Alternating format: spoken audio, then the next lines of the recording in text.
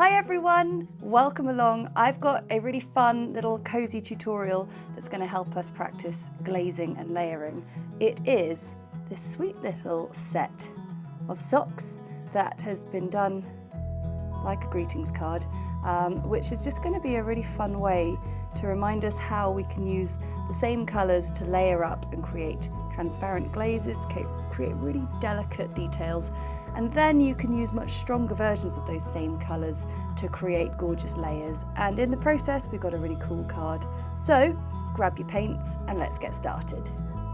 So I've got a piece of watercolour paper that I've scored in half to make a lovely card shape already. The piece of paper is, let's see, it's like 9 inches by 6, and it basically, I've got a few friends with birthdays around this time of year, and I feel for people who have birthdays when the weather starts to get a bit grim, because people just want to stay in, and but then saying that, we come up with lovely like cozy fun activities. We did a really cool like private screening of Practical Magic in a lovely cinema, like little like video rental shop the other day, which was cool, and like there's lots of fun things to do, but it's more just getting people out, and so it gave me an idea for a card of let's stay in. So what I've got here is some really delicate faint washes of green gold, yellow ochre and Imperial Purple, and what I'm going to do is just use my size 6 brush to paint some very simple little like pairs of socks, and this will be handy for when Christmas comes around and we need to paint lots of stocking shapes. But you can see they're nice and simple, soft sort of shapes, nothing too complex, and it's funny, I always just want to paint socks in one general direction, but I'm going to try and do some going both ways. So I'll do an upside down one here. It's funny, one way feels very natural, the other feels very strange. And the idea is we're going to fill a page with little socks in these really nice delicate washes. Don't all have to be pairs. And then we are going to be able to layer up and glaze on top of them and make some really fun patterns and essentially create a very fun card for staying cozy and staying in.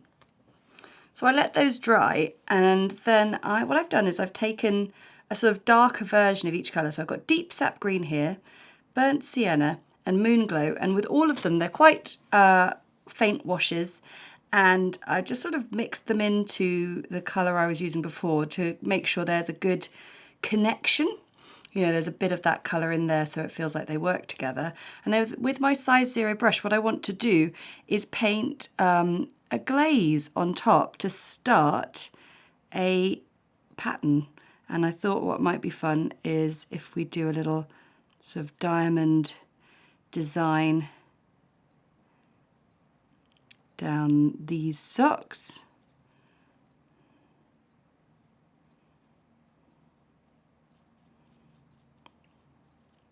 Maybe do 3 diamonds and a sort of half one at the bottom.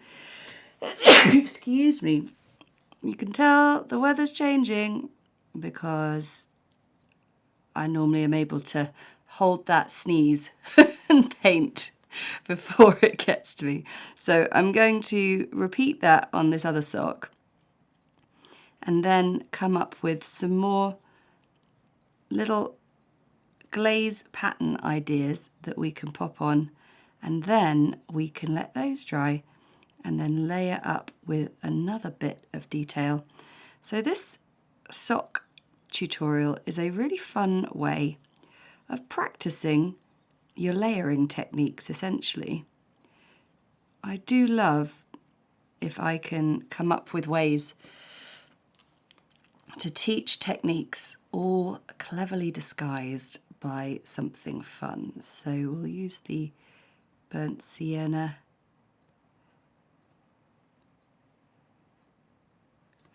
And I think we'll put a nice toe on this sock.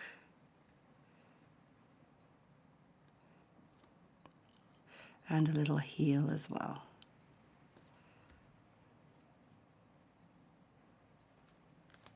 So these look fun, and now we can take it up a notch with the intensity of our colour and its concentration. So now I can take some deep sap green, just straight from the palette, and start to have a think about how I want to sort of increase the pattern on these socks. And this is like a sort of argyle pattern, I think.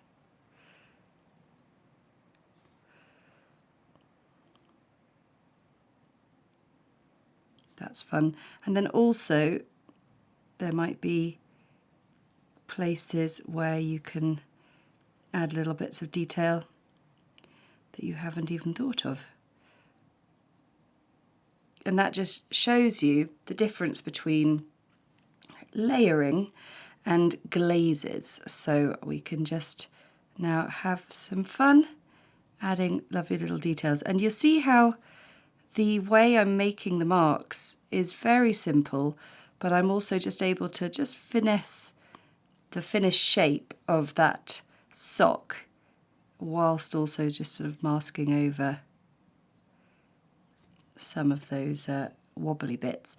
And speaking of wobbly bits, it just doesn't matter if your lines are a bit wonky and wobbly. In fact, I encourage it because it adds to the charm. So for the sort of beige socks, I'm using a concentrated burnt sienna. And for this one, keeping it simple because there is quite a lot of pattern already with the sort of ridged sock.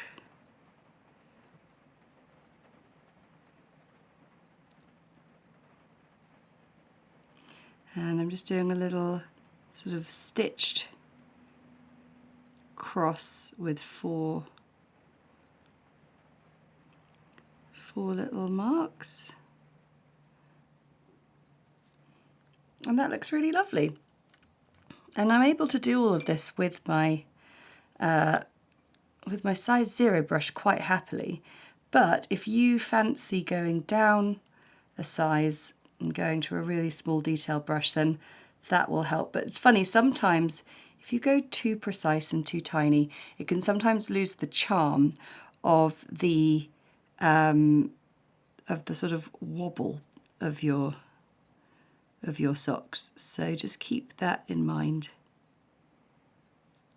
So this one is slightly similar to the green socks because we've got a sort of a diamond square pattern, but I think it's different enough. And I'm just using Moonglow for this one. Ooh, this one's a bit challenging. Is that right? Oh, it doesn't really matter. Oh no, there we go. It goes down to there.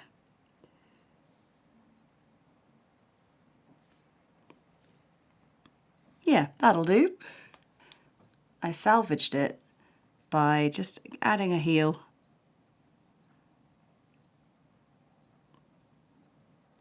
And then doing a few extra little lines. But that one, I suddenly realised I just needed to remind myself each time that what I needed to do was go through the middle of each square. So yeah, with the slightly more complex ones, just work out what it is you need to do first. Great, okay, so we're nearly done. So what the nice thing is you could do just some, it doesn't have to be like a full-on design, it could be like a little bow.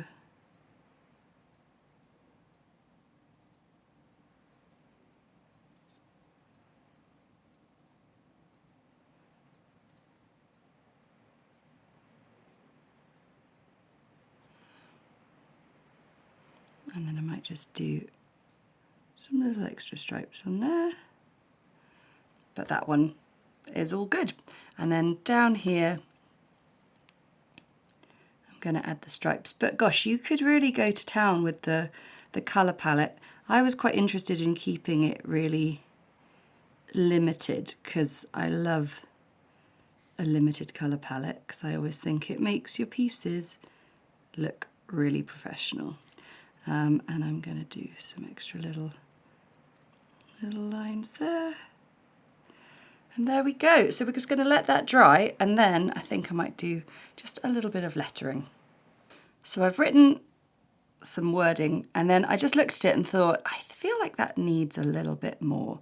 So I've just added a few lines, and then I'm just placing in some very simple little leaves done in the colours of our socks. So nice and dilute, just using those central lines as a leaf vein, and then just as the same with the socks, I am going to let them dry and then layer up over the top. I've chosen deep sap green for my lettering, and the size 0 brush is still great. And I can just use that. Just use the pencil lines there as my guide. And then for the little leaves, you can see I've just used the corresponding colour. So that was Moonglow, deep sap green, and now I've got 2 burnt sienna leaves at the bottom. I think of all of the 3 deep colours, burnt sienna is the most challenging to get really thick and dark, because it's not that dark by its nature.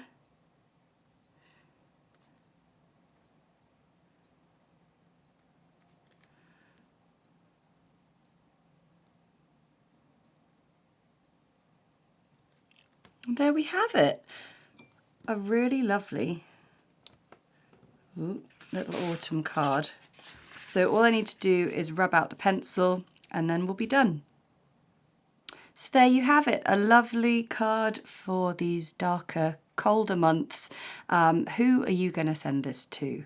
But for now, thank you so much for watching. Don't forget to like, comment and subscribe to make sure you never miss another video. Okay, until next time, bye!